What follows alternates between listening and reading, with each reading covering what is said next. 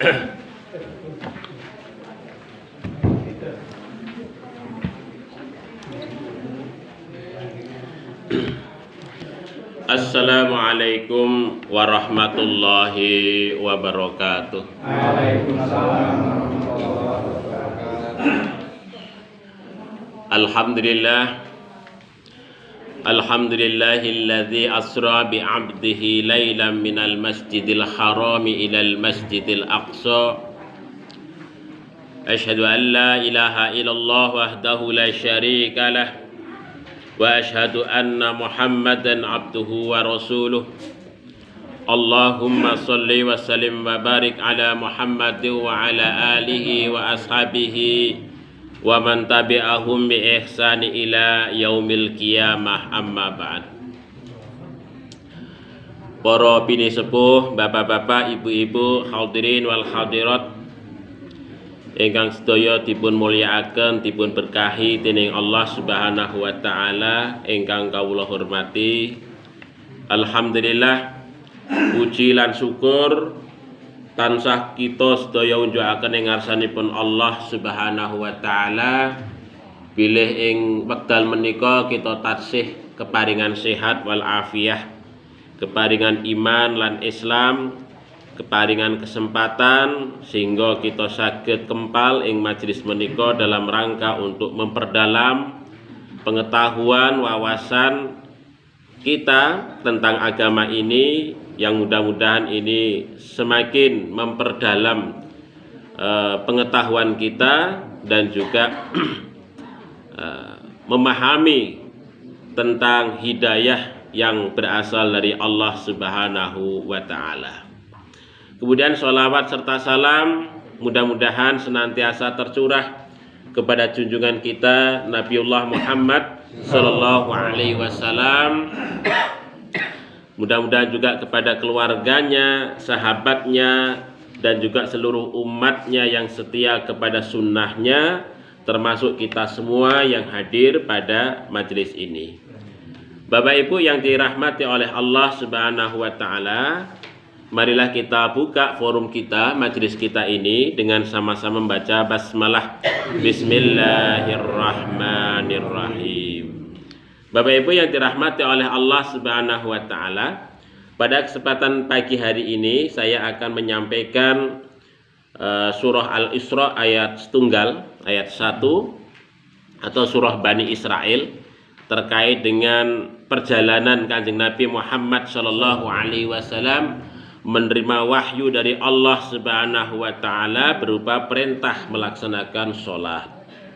Bapak Ibu yang dirahmati oleh Allah Subhanahu wa taala, kita baca dahulu ayat ini.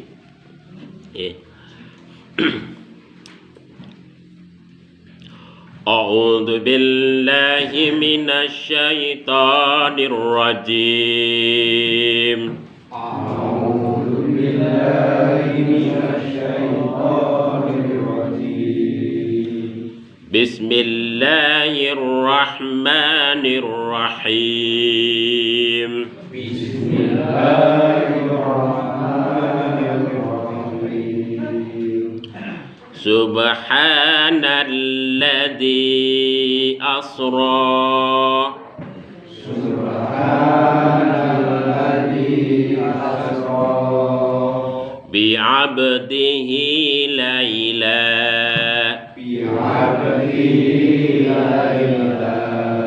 Minal masjidil harami ilal masjidil aqsa. Minal masjidil harami ilal masjidil aqsa. Alladzi barakna haulahu linuriyahu min ayatina. Alladzi barakna haulahu linuriyahu min ayatina. Innahu huwas samiul basir. Innahu huwas samiul basir. Subhana maha suci alladzi zat asra yang memperjalankan bi abdihi seorang hambanya lailan pada sebagian malam minal masjidil haram dari masjid al haram ilal masjidil aqsa ke masjid al aqsa alladzi yang barokna kami berkahi haulahu di sekitarnya linuriyaku supaya kami memperlihatkan kepadanya min ayatina di antara tanda-tanda ataupun ayat-ayat kami innahu sesungguhnya Allah itu huwas samiul basir dialah zat yang as-sami yang maha mendengar al-basir dan maha melihat. Bapak Ibu yang dirahmati oleh Allah Subhanahu wa taala, ayat menika, ayat setunggal menika surat Al-Isra adalah bercerita tentang perjalanan Kanjeng Nabi Muhammad sallallahu alaihi wasallam dari Masjid Al-Haram ke Masjid Al-Aqsa. Ini perjalanan Isra, perjalanan horizontal ya. Sementara untuk perjalanan Mi'rajnya Allah Subhanahu wa taala mengisahkannya di dalam surat An-Najm. Ya, kalau kita baca dalam surat An-Najm itu Allah Subhanahu wa taala bercerita tentang bagaimana perjalanan Nabi ketika Mi'raj ya, ketika dari Al-Aqsa menuju ke Sidratul Muntaha. Bapak Ibu yang dirahmati oleh Allah Subhanahu wa taala, di dalam ayat ini Allah Subhanahu wa taala mengemukakan kepada kita subhanalladzi dialah zat yang maha suci. Ya, subhanalladzi. Subhana maha suci. Nah, menika kalimat kalau kita baca di dalam tafsirnya Imam At-Tabari, demikian juga tafsirnya Imam Ibnu Katsir, bahwa kata subhana itu adalah untuk tanzihan, tanzih, untuk penyucian atau mensucikan Allah Subhanahu wa taala dari segala sifat-sifat ketidaksempurnaan atau sifat-sifat mustahil bagi Allah Subhanahu wa taala. Yang mana orang-orang kafir Quraisy itu sering mengkaitkan Allah Subhanahu wa taala itu dengan ketidaksempurnaan. Seperti umpamanya Allah menika adalah butuh anak, punya anak ya, dan lain sebagainya. Itu salah satu sifat nakisah yang itu tidak layak disematkan kepada Allah Subhanahu wa taala. Demikian juga Allah Subhanahu wa taala itu maha sempurna. Ya, maha sempurna yang tidak ada kekurangan sedikit pun ya. Yang namanya kelemahan, kekurangan itu hanya dimiliki oleh makhluknya. Nah, di sini Allah Subhanahu wa taala menggunakan kata subhana itu untuk menunjukkan ya tentang i'jaz, tentang kemukjizatan itu kepada Nabi atau yang diberikan kepada Nabi dan juga ditunjukkan kepada orang-orang Makkah pada saat itu, kepada orang-orang Islam pada saat itu. Di mana di dalam ayat ini Allah Subhanahu wa taala mengisrakan Kanjeng Nabi Muhammad sallallahu alaihi wasallam itu salah satu i'jaz, kemukjizatan yang Allah berikan kepada Kanjeng Nabi Muhammad sallallahu alaihi wasallam. Yang memberikan mukjizat itu adalah Allah Subhanahu wa taala yang maha sempurna. Sehingga kemudian segala sesuatu yang tidak mungkin dalam pandangan umat manusia itu adalah mungkin bagi Allah Subhanahu wa taala. Karena Allah Subhanahu wa taala itu maha sempurna, maka segala sesuatu yang dalam pandangan manusia itu ya nggak mungkin Nabi itu melakukan Isra dan Mi'raj itu, tetapi itu adalah mungkin bagi Allah Subhanahu wa taala. Bapak Ibu yang dirahmati oleh Allah Subhanahu wa taala, kemudian dalam ayat ini Allah Subhanahu wa taala menyatakan asra, memperjalankan. Dari kata saro. Saro menika adalah perjalanan malam. Asra itu adalah muta'addinya. Kalau dalam struktur bahasa Arab menika fi'il menika ada lazim, ada muta'addi. Kalau fi'il lazim menika tidak membutuhkan maf'ul, tapi kalau muta'addi menika membutuhkan maf'ul. Nah, di sini Allah Subhanahu wa taala menyatakan asra, memperjalankan. Nah, ini memperjalankan. Siapa yang memperjalankan atau siapa fa'ilnya? Siapa pelakunya? Allah Subhanahu wa taala. Siapa yang diperjalankan? Siapa maf'ulnya? Kanjeng Nabi Muhammad sallallahu alaihi wasallam. Asra bi'abdihi. Allah Subhanahu wa taala memperjalankan Kanjeng Nabi Muhammad sallallahu alaihi wasallam. Dan dalam memperjalankan itu Allah Subhanahu wa taala menugaskan malaikat Jibril untuk menemani, untuk menjadi guide kepada Kanjeng Nabi Muhammad sallallahu alaihi wasallam. Itu secara simbolik Bapak Ibu sekalian, bahwa hidup menika ketika kita itu melakukan perjalanan urip, perjalanan wonten donya menika nggih perlu guide, perlu pendamping, maksudnya memberi petunjuk menika supaya kita di dalam perjalanan menika tidak sesat. Tapi kan juga Kanjeng Nabi Muhammad sallallahu alaihi wasallam ketika beliau diangkat menjadi seorang nabi dan seorang rasul, Allah Subhanahu wa taala menunjuk malaikat Jibril untuk mendampingi Kanjeng Nabi Muhammad sallallahu alaihi wasallam. Ketika ada segala sesuatu yang salah, diingatkan oleh Allah Subhanahu wa taala dengan menurunkan wahyunya melalui malaikat Jibril. Demikian juga ketika beliau diundang oleh Allah Subhanahu wa taala, ditimbali oleh Allah Subhanahu wa taala menuju Sidratul Muntaha, maka malaikat Jibril itu sebagai guide, sebagai pendampingnya, sebagai pemberi petunjuk, sebagai teman setia di dalam perjalanan itu. Maka di sini Bapak Ibu sekalian yang dirahmati oleh Allah, kita sebagai umat manusia juga perlu guide menika. Nah, guide kita itu apa? Nggih menika Al-Qur'an dan Sunnah. Al-Qur'an dan Sunnah itu guide kita, ya, yang memberikan petunjuk kepada kita kemana kita hendak pergi, kemana kita hendak tuju. Maka Al-Quran dan Sunnah itu sebagai guide kita. Hal ini sebagaimana disabdakan oleh Kanjeng Nabi Muhammad sallallahu alaihi wasallam yang beliau menyatakan, taraktu fikum amroini in tamasaktum bihima lan tadillu abada. Ya, aku telah tinggalkan kepada kalian dua pusaka yang mana kalian itu ketika berpegang teguh kepada keduanya, maka kalian tidak akan tersesat untuk selama-lamanya. Apa itu? Al-Quran dan Sunnah. Nah, ini sebagai guide kita Bapak Ibu sekalian, ya, supaya ketika kita mengarungi kehidupan wonten donya menika boten tersesat. Sebagaimana juga Kanjeng Nabi Muhammad sallallahu alaihi wasallam ketika peristiwa Isra menika ada guide yang menemani Kanjeng Nabi Muhammad, memberi arah, memberi petunjuk kemana Kanjeng Nabi itu hendak pergi, maka ada pendampingnya yang mendampingi Kanjeng Nabi Muhammad sallallahu alaihi wasallam. Kemudian bi'abdi, di sini Allah Subhanahu wa taala menyebut bi'abdihi dengan hambanya, memperjalankan hambanya. Di sini Kanjeng Nabi Muhammad sallallahu alaihi wasallam disebut dengan abdun.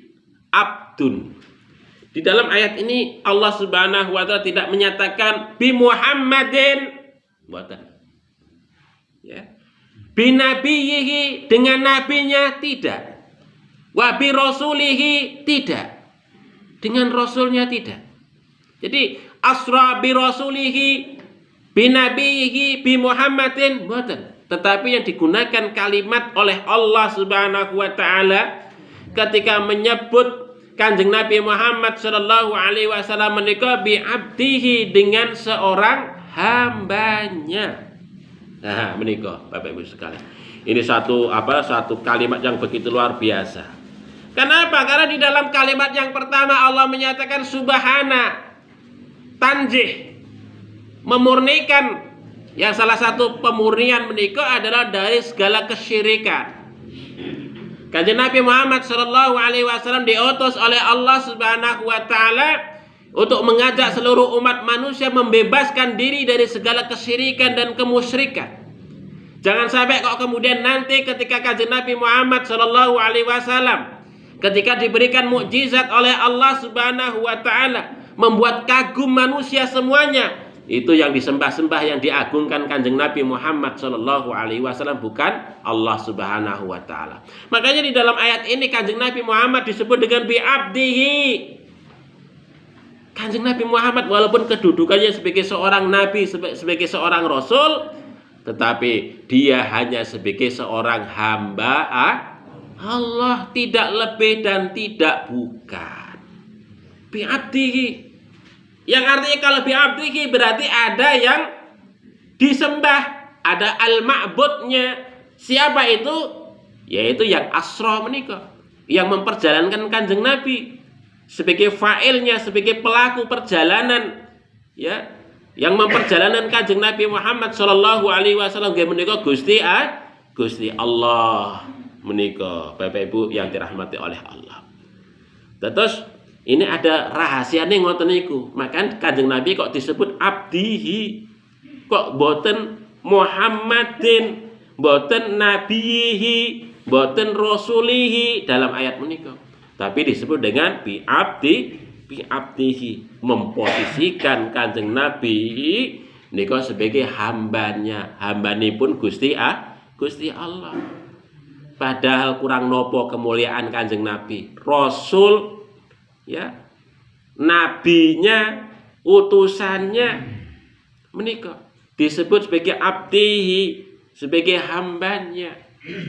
Ini Bapak Ibu sekalian, karena apa? Karena supaya kita sebagai orang Islam, para sahabat yang ketika diajak berbicara, diceritakan oleh Nabi Shallallahu Alaihi Wasallam tentang mukjizat yang beliau alami berupa Isra dan Mi'raj itu, kekaguman para sahabat itu hanya kepada Allah, bukan kepada Kanjeng Nabi Muhammad.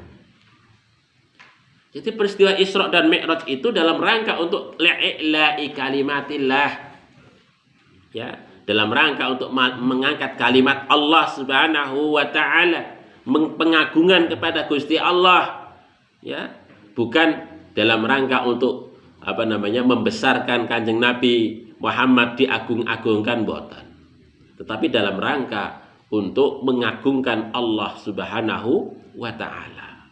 Bapak Ibu yang dirahmati oleh Allah Subhanahu wa Ta'ala, hal ini berbeda dengan kita, Bapak Ibu sekalian, ya, berbeda, ya, yang sering ini kita terjebak ketika kita itu memiliki sesuatu keistimewaan sedikit, kita ceritakan kepada orang lain yang tujuannya supaya orang lain itu kagum dengan kita, supaya orang lain itu mengagung-agungkan kita, yang akhirnya orang lain itu menyembah-nyembah kepada kita. Nabi mboten, Bapak Ibu sekalian, ketika cerita Isra dan Mi'raj, para sahabat menika kagumnya itu hanya kepada Allah. Para sahabat itu hanya mengucapkan subhanallah, maha suci Allah, bukan kepada Kanjeng Nabi, tapi Allah Subhanahu wa Ta'ala. Nah menika, ini bedanipun Kanjeng Nabi ngoten niku. Kanjeng Nabi menika diparingi napa-napa karo Gusti Allah itu tujuannya dalam rangka supaya umat manusia itu kembali untuk mengagungkan Allah. Berbeda dengan kita Bapak Ibu sekalian. Kalau kita diparingi sesuatu, kalau Gusti Allah malah kita inginnya dipuja-puja kitanya, bukan Gusti Allah. Nah ini Bapak Ibu yang dirahmati oleh Allah Subhanahu wa Ta'ala. Inilah salah satu rahasia mengapa Allah Subhanahu wa Ta'ala menyebutkan Nabi Muhammad itu dengan ungkapan bi'abdihi, ya, bi'abdihi, hambanya. Oleh sebab itu maka posisi apapun kita pada saat hidup wonten donya menika niku, kalau kita dengan Allah menika semuanya dilepaskan. Kita posisinya gitu, kita itu ya hanya sebagai hamba Allah, Bapak Ibu sekalian. Kedudukan sosial apapun, pangkat, jabatan, derajat, mulya wonten donya menika, kalau kita di hadapan Gusti Allah menika mboten enten napa-napanipun. Enggak ditanya kalau kita itu besok pada saat di yaumul kiamat, kowe iki apa direktur napa, mboten Bapak Ibu sekalian. Ya abdi, wahai hambaku, ya, bi abdi, ya. Kita tidak ditanya dengan embel-embel donya, mboten. tetapi posisi kita sebagai hamba Allah Subhanahu wa taala. Kemudian yang selanjutnya, kalimat yang selanjutnya, lailan, pada sebagian malam. Ayat menika menyebut lailan, sebagian malam. Artosipun perjalanan Kanjeng Nabi Muhammad sallallahu alaihi wasallam menika tidak keseluruhan. Niki menggunakan isim nakirah. Kalau dalam struktur bahasa Arab, isim nakirah niku adalah menyebut hanya sebagian, sesuatu tunggal, sebagian saja. Lailan. Ya. Makanya ada satu qiraah yang dibawakan oleh seorang sahabat namanya Hudzaifah Al-Yamani atau Hudzaifah Ibnul Yaman. Beliau itu membaca ayat ini ngeten iki, subhanalladzi asra bi 'abdihi minal laili. Nah, minal laili ini salah satu qiraah, nggih. Salah satu qiraah yang dibawakan oleh sahabat. Subhanalladzi asra bi 'abdihi minal laili. Itu qiraah yang berasal dari sahabat Hudzaifah Ibnul Yaman atau Hudzaifah Al-Yamani. Nah, yang memberikan makna bahwasanya lailan menika ya minal lail, sebagian dari malam saja. Tidak keseluruhan malam. Nah itu, keseluruhan, tidak keseluruhan malam. Hal ini kalau umpamanya kalau kita lihat di dalam satu cerita yang diriwayatkan oleh Ummu Hani binti Abi Thalib.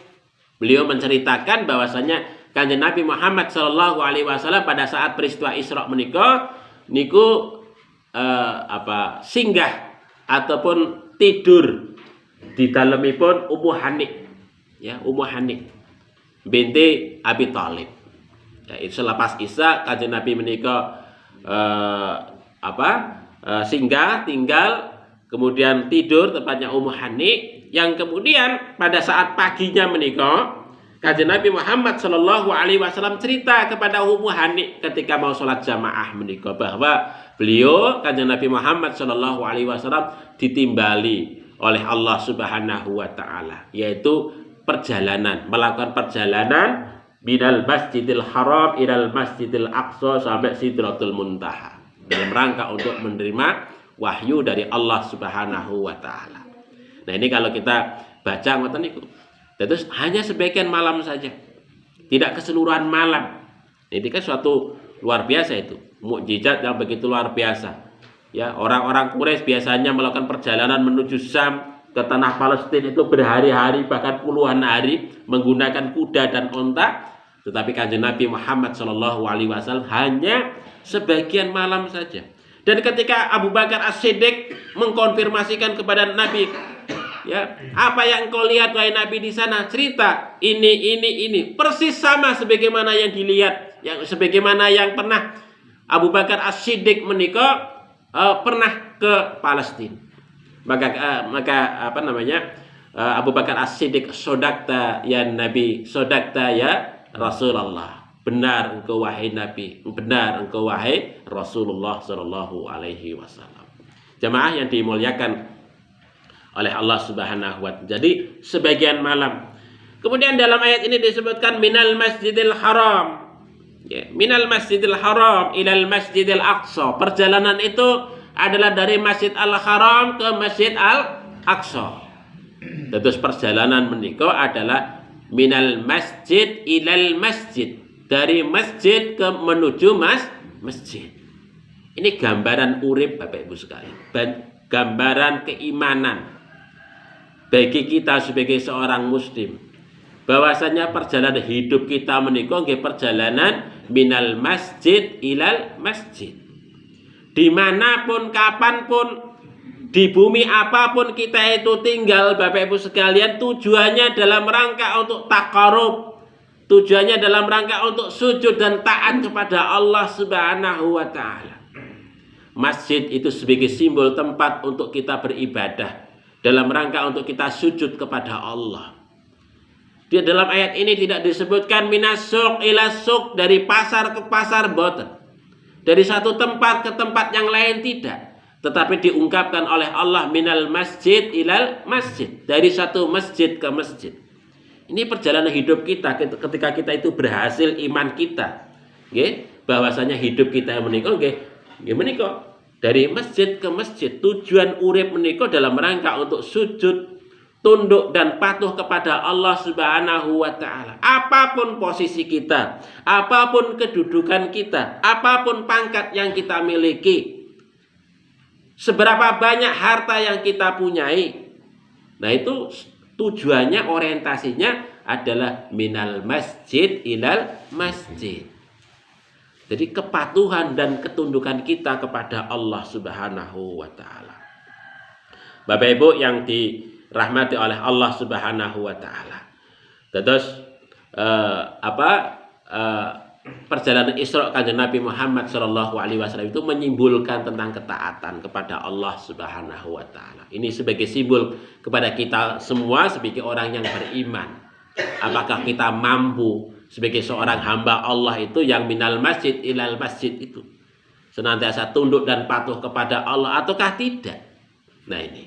Makanya di dalam proses perjalanan Kanjeng Nabi minal masjidil haram ilal masjidil aqsa menika banyak godaan. Apakah Kanjeng Nabi itu berhenti ya dari perjalanan itu ataukah meneruskan perjalanan itu? Itu juga menyimbolkan tentang kita sebagai orang-orang yang beriman. Apakah kita mampu di dalam perjalanan itu? Apakah kita nanti berhenti dari sujud kepada Allah? Ya, ataukah kita terus sujud kepada Allah Subhanahu wa taala sampai akhir hayat kita itu ataukah tidak? Nah, ini tergantung kemampuan kita untuk menangkis berbagai macam godaan yang akan menghampiri kehidupan kita. Bapak Ibu yang dirahmati oleh Allah Subhanahu wa taala, maka kalau kita baca ya dalam riwayat yang disampaikan oleh sahabat Malik bin Sa'sa'ah bahwa sebelum perjalanan Isra menika Kanjeng Nabi Muhammad sallallahu alaihi wasallam disucikan dahulu, dibedah dadanya sampai ke arah perutnya, disucikan dengan air Zam-Zam. Ya, ini juga menyimbolkan kepada kita semua Bapak Ibu sekalian bahwa perjalanan urip menika kalau kita itu suci, berangkat dari kesucian, kita mensucikan diri, ya, mensucikan hati kita, fa insyaallah Bapak Ibu sekalian, segala apapun dimanapun kita itu berada, insya Allah kita itu akan berhasil mengatasi berbagai macam godaan yang akan menghampiri kita. Karena apa? Berangkat kita sudah dengan kesucian. Ya. Makanya di dalam agama kita diajarkan, ya, setiap kita mengawali sesuatu, kita diingatkan untuk menata niat kita, mensucikan diri kita. Tujuannya itu untuk apa? Orientasinya itu untuk apa? Diingatkan. Kemudian kita membaca basmalah, bismillahirrahmanirrahim. Kalau segala sesuatu yang kita lakukan itu dengan benar, kita ingat kepada Allah. Bismillahirrahmanirrahim. Dengan menyebut nama Allah Subhanahu wa ta'ala. Nah, ini sebagai simbolik, sebagai makna simbolik dari penyucian yang dilakukan oleh malaikat Jibril kepada Kanjeng Nabi Muhammad sallallahu alaihi wasallam sebelum melakukan perjalanan Isra menika dari Masjidil Haram ke Masjidil Aqsa. Bapak Ibu yang dirahmati oleh Allah Subhanahu wa taala, ini ada satu cerita riwayat ya yang disampaikan ya di dalam kitab tafsir Bahrul Ulum yang ditulis oleh Imam Asy-Syamarqandi. Ini cukup panjang nih, saya sertakan di sini. Yaitu dari sahabat Abu Sa'id Al-Khudri, qala su'ila Rasul sallallahu alaihi wasallam 'anil lailah usra bihi fiha. Yaitu Rasul sallallahu alaihi wasallam menika ditangleti, ditakoni, nggih. Diparingi perso. Terkait dengan napa? Terkait dengan perjalanan malam yang pernah dilakukan oleh Kanjeng Nabi Muhammad sallallahu alaihi wasallam. Jadi para sahabat menika tanglet takon kali Kanjeng Nabi Muhammad sallallahu alaihi wasallam tentang perjalanan malam yang pernah dilakukan oleh Kanjeng Nabi menika. Maka kemudian Kanjeng Nabi cerita faqala utitu bidzabatin hiya asbahu dawabil ba'li wa huwal buraq. Kata Nabi, utitu bidzabatin, didatangkan kepadaku sebuah kendaraan yang menyerupai bighal menika. Keledai yang hampir mirip dengan keledai, wa huwal buraq. Dan itu adalah nama buraq namanya. Wa huwal ladzi kana yarkabuhul anbiya, yang mana kendaraan itu yang biasanya juga dikendarai oleh para nabi, kata Nabi. Kemudian qala fantalaqa bi, maka bertolaklah denganku buraq itu, yada'u yadahu inda munta basarihi, yang mana jangkauan kakinya itu sejauh mata memandang. Wah, ketika melompat menika sejauh mata memandang, kata Nabi sallallahu alaihi wasallam. Kemudian fasami'tu, kanjeng Nabi itu mendengar, nidaan an yamini, dia mendengar, kanjeng Nabi mendengar panggilan dari arah kanannya. Apa panggilan dari arah kanan Nabi sallallahu alaihi wasallam menika pada saat perjalanan menuju ke ke Masjid Al-Aqsa menika? Ya Muhammad ala rislik, hei Muhammad, tamahal la tata'ajjal. Hei Muhammad, pelan-pelan saja, enggak usah cepet-cepet. Ngoten niku, dikendon-kendoni kanjeng Nabi. Ya Muhammad ala rislik, hei Muhammad, jangan cepet-cepet, pelan-pelan saja, enggak usah tergesa-gesa, katanya. Itu seruan panggilan dari arah kanan Nabi sallallahu alaihi wasallam. Kata Nabi, "Fama baitu wa lam u'arij alaiki ay ma altafit ilaih." Ya. Kata kanjeng Nabi cerita, "Fama baitu," maka aku berlalu begitu saja, "ma altafitu ilaih," aku tidak menengok sedikit pun. Nabi terus dengan perjalanan itu tidak menengok sedikit pun dengan panggilan-panggilan yang berada di sebelah kanannya. Kemudian setelah itu kata Nabi, "Summa sami'tu nidaan an syamali." Kemudian kanjeng Nabi Muhammad cerita, aku mendengar panggilan dari arah kiriku. Panggilan yang sama, "Ya Muhammad ala rislik." Hei Muhammad, pelan-pelan saja, enggak usah tergesa-gesa. Waktunya masih panjang. Kira-kira ngoten niku Bapak Ibu sekalian. Kata Nabi, "Famadaitu," maka aku berlalu begitu saja dan aku tidak peduli dengan hal itu. Kemudian kanjeng Nabi sallallahu alaihi wasallam meneruskan ceritanya, "Summa istaqbalatni imra'atun 'alaika min kulli zinah."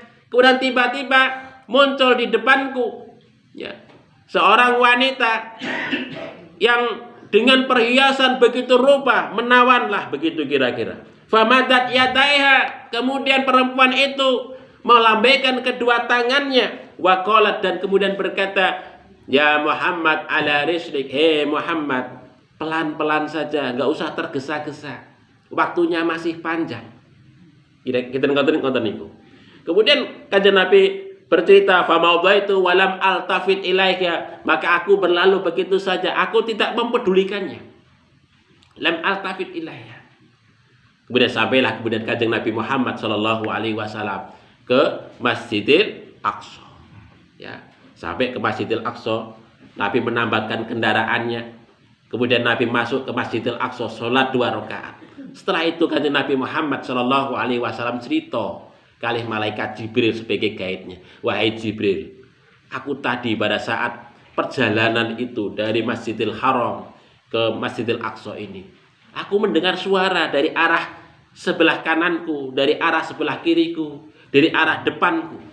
Maka kemudian malaikat Jibril menjelaskan tentang fenomena yang ditemui oleh kanjeng Nabi Muhammad sallallahu alaihi wasallam. "Ya Muhammad, sesungguhnya panggilan yang berasal dari sebelah kananmu itu adalah nidaul Yahud. Itu adalah panggilan Yahudi. Sekiranya engkau kok berhenti dan memperhatikan panggilan itu, maka umatmu akan mudah teryahudikan." Kemudian bagaimana yang sebelah kiri? "Hei Muhammad, itu adalah panggilan Nasrani. Sekiranya kok engkau berhenti memperhatikan panggilan itu, maka umatmu akan mudah ternasranikan." Nah, ini kok Bapak Ibu sekalian. Kanjeng Nabi enggak berhenti kemawon, tidak memperhatikan panggilan-panggilan itu. Banyak umat muslim yang ikut-ikutan gaya Yahudi, ikut-ikutan gaya Nasrani. Sebenarnya kalau kanjeng Nabi kok berhenti memperhatikan, banyak umat Islam yang ternasranikan, yang teryahudikan. Walaupun umat Islam ngaku sebagai orang Islam, tapi gaya cara berpikirnya, sikap cara beribadahnya seperti orang-orang Nasrani, seperti orang-orang Yahudi. Gitu Bapak Ibu sekalian. Kemudian bagaimana dengan panggilan yang dari depan kok? Kata Nabi menyatakan begitu, wahai Muhammad, itu adalah kehidupan dunia. Sekiranya engkau kok berhenti, maka sesungguhnya umatmu akan mudah untuk tergoda dengan kehidupan dunia dan mengabaikan kehidupan akhirat. Ngoten Bapak Ibu sekalian. Wong Kanjeng Nabi Muhammad boten berhenti saja. Umat menika lebih seneng tentang gelapnya urip dunya ya dibandingkan dengan urip akhirat. Begitu. Nah ini. Terus ini makna simbolik Bapak Ibu. Ini perjalanan urip dari satu masjid ke masjid itu banyak godaan ngoten niku. Itu menyimbolkan perjalanan kita sebagai umat manusia dari lahir sampai kita meninggal dunia ngoten niku banyak godaan yang akan menghampiri kita. Apakah kita tetap konsisten ya dari masjid ke masjidnya Allah itu ataukah sebaliknya tidak? Berhenti sama sekali untuk sujud dan tunduk kepada Allah Subhanahu wa taala. Bapak Ibu yang dirahmati oleh Allah Subhanahu wa taala. Makanya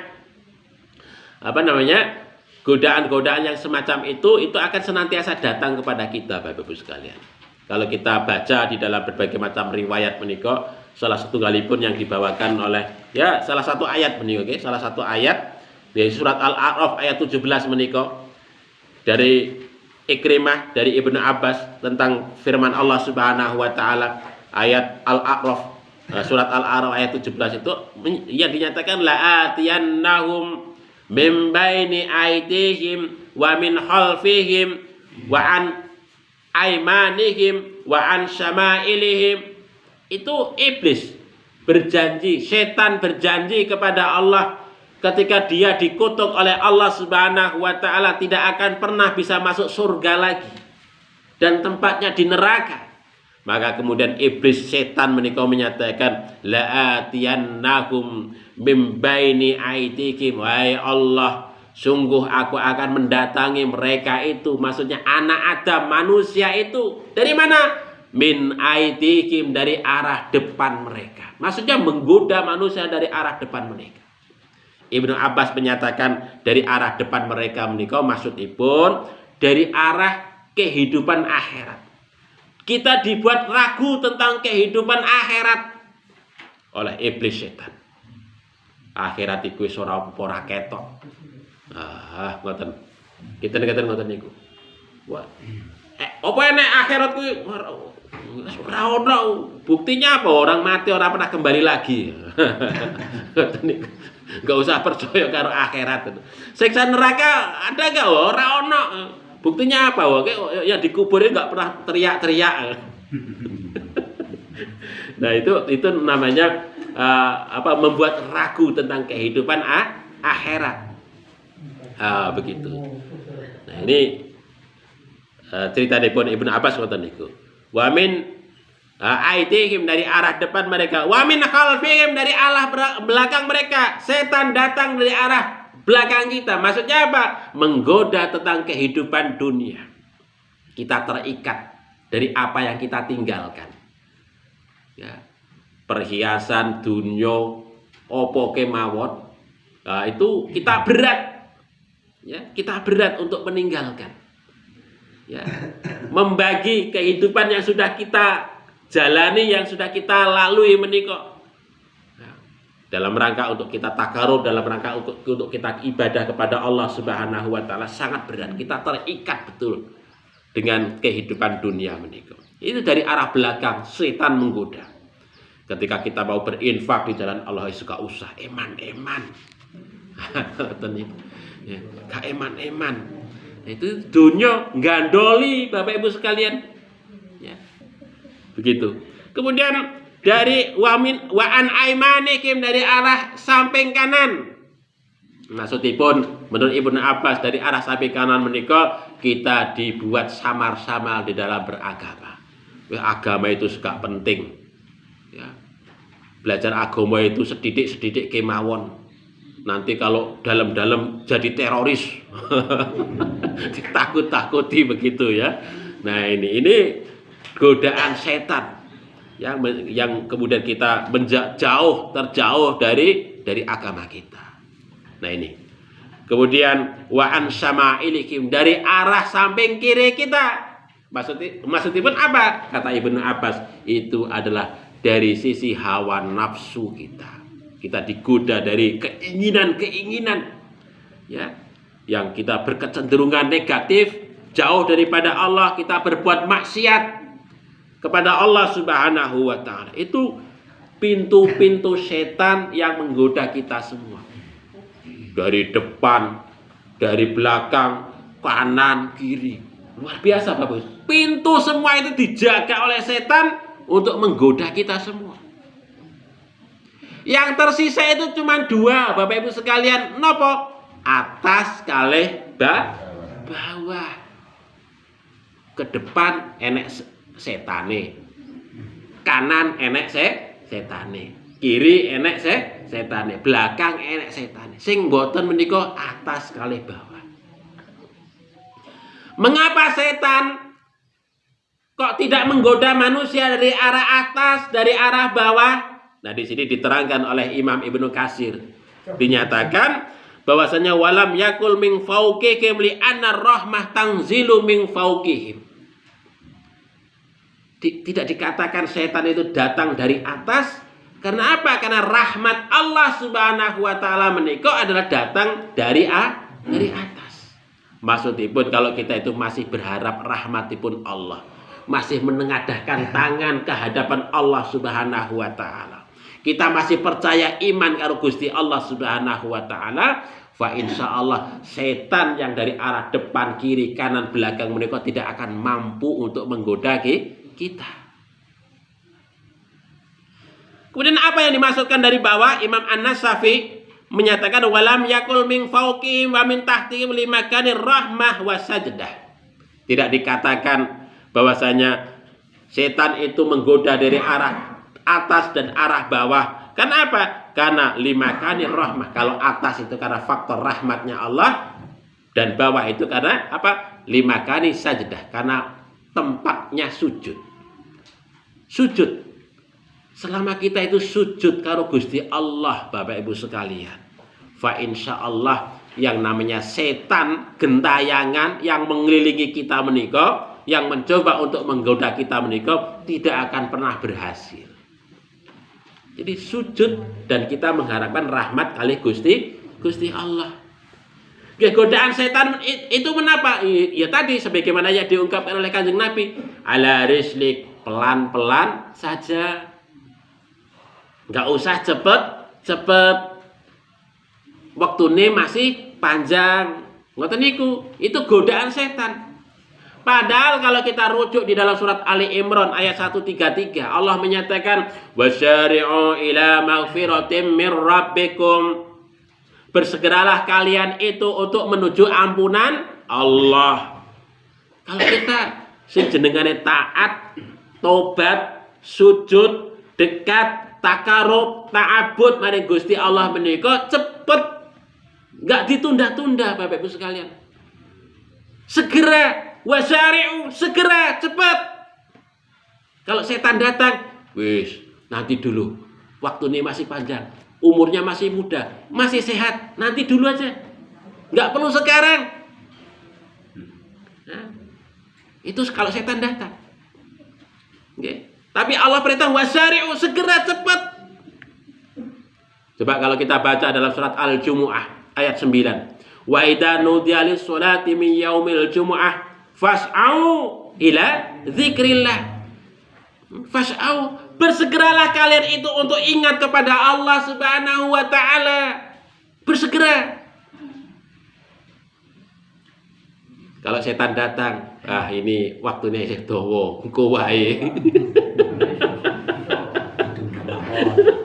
Ngoten Bapak Ibu sekalian.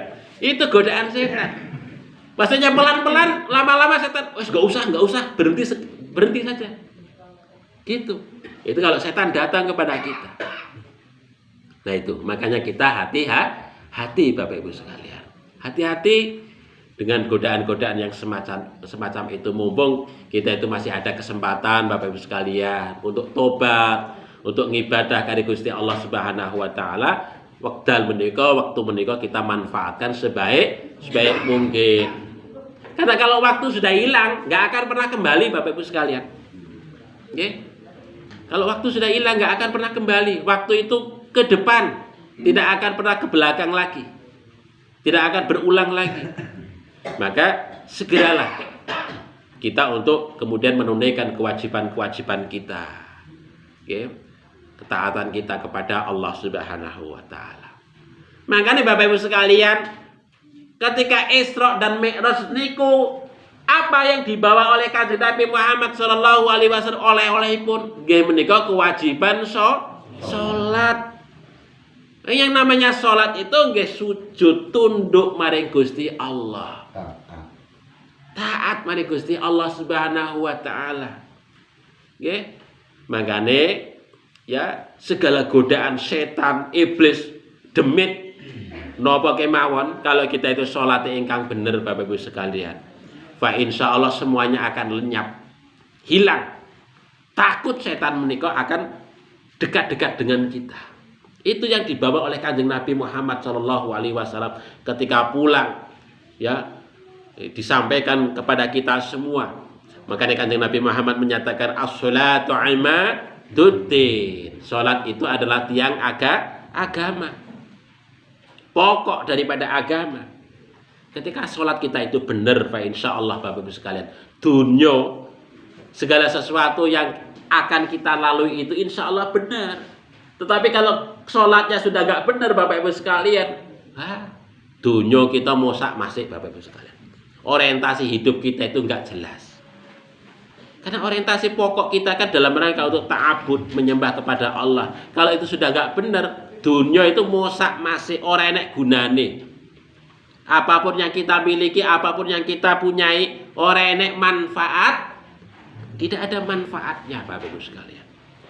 Nah, ini oleh sebab itu maka salah satu pesan dari dari perjalanan Kanjeng Nabi Muhammad sallallahu alaihi wasallam itu kita itu senantiasa harus berhati-hati. Godaan menika banyak. Godaan itu kathah Bapak Ibu sekalian yang akan menghampiri kita. Ya, dari mana arahnya? Terus begitu digoda oleh iblis setan supaya kita itu jauh dari Allah. Supaya kita itu tidak sujud pada Gusti Allah Subhanahu wa taala. Yang akhirnya kita menjadi teman iblis, teman setan. Na'udzubillah tsumma na'udzubillah. Bapak Ibu yang dirahmati oleh Allah, nggih Bapak? Bentar Ustaz. Nggih. Ini berkaitan dengan Isra. Ini dulu saya pernah mendapat keterangan bahwa dalam perjalanan itu Rasulullah pernah diperlihatkan orang yang mengetam, begitu belum selesai ketam belakang sudah tumbuh lagi. Ada yang menggunting bibirnya, begitu kan pulih lagi. Ada yang mukul kepalanya dan sebagainya. Ini pertanyaannya, apakah itu ada dasar dari hadis atau gimana? Yang kedua, ini masalah bakun. Ini saya itu dulu kok pernah melihat gambar bulog. Itu badannya kuda, ada sayapnya, kepalanya perempuan cantik sekali. Itu apakah termasuk Islam mengada-ada atau gimana? Makasih. Nggih, terkait dengan hadis yang panjenengan sampeyan menika wonten nggih Bapak. Jadi ada diceritakan juga di dalam tafsirnya Imam At-Tabari, tapi tidak saya bawakan. Itu hanya sebagian cerita yang digambarkan oleh Kanjeng Nabi Muhammad sallallahu alaihi wasallam. Itu salah satu cerita yang saya sampaikan. Tapi memang ada cerita yang lain yang beberapa cerita yang terkait, salah satunya itu tadi ketika orang menanam, mengetam, tumbuh lagi dan sebagainya, yaitu menggambarkan tentang amal soleh yang senantiasa akan diterima oleh orang yang terus ketika dia itu beramal pada saat hidup wonten donya dan sebagainya. Itu sebagai gambaran-gambaran makna simbolik wonten iki. Itu banyak cerita yang dialami oleh Kanjeng Nabi sallallahu alaihi wasallam ketika perjalanan Mi'rajnya. Itu juga banyak cerita. Ketika sebelum bertemu dengan Nabi Adam, Nabi Isa dan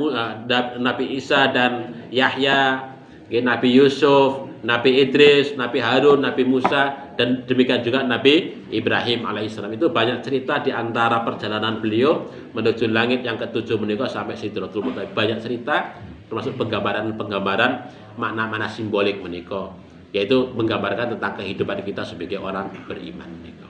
Itu wonten dasaripun Bapak. Kemudian terkait dengan buruk yang digambarkan dengan apa namanya, dengan kuda. Kalau kudanya betul ya, kalau disebutkan itu kan begol ya. Ada ya dalam hadis yang lain itu setengah begol, setengah kuda begitu. Jadi tidak terlalu besar seperti kuda, tapi tidak sekecil seperti keledai begitu. Nah itu. Jadi tapi tidak kemudian seperti digambarkan ada sayapnya, kemudian kepalanya seorang putri, boten, tidak ada begitu. Ya. Jadi kendaraannya itu ya seperti kuda itu tadi. Yaitu dalam hadis tadi digambarkan tentang jangkauannya itu seperti jauhnya itu sejauh mata memandang menika. Itu dalam hadis ngoten iku. Dados menika saking pangandikan barkun. Cepatnya melebihi barkun. Betul. Saking cepatnya itulah kemudian maka dinamakan al-buraq menika, barkun. Kecepatannya itu secepat kilat. Terus kiasan menika. Kiasan. Boten kok menumpak buruk. Nggih. Kinten-kinten ngoten Bapak. Ngoten nggih Ustaz. Oke, Bapak Ibu yang dirahmati oleh Allah Subhanahu wa taala, begitu yang saya sampaikan, ya. Ada kekhilafan, mohon maaf. Marilah kita akhiri pertemuan kita ini dengan sama-sama membaca doa kifaratul majlis. Subhanakallahumma rabbana wa bihamdika asyhadu an la ilaha illa anta astaghfiruka wa atubu ilaik. Billahi taufiq wal hidayah. Assalamualaikum warahmatullahi wabarakatuh. Waalaikumsalam.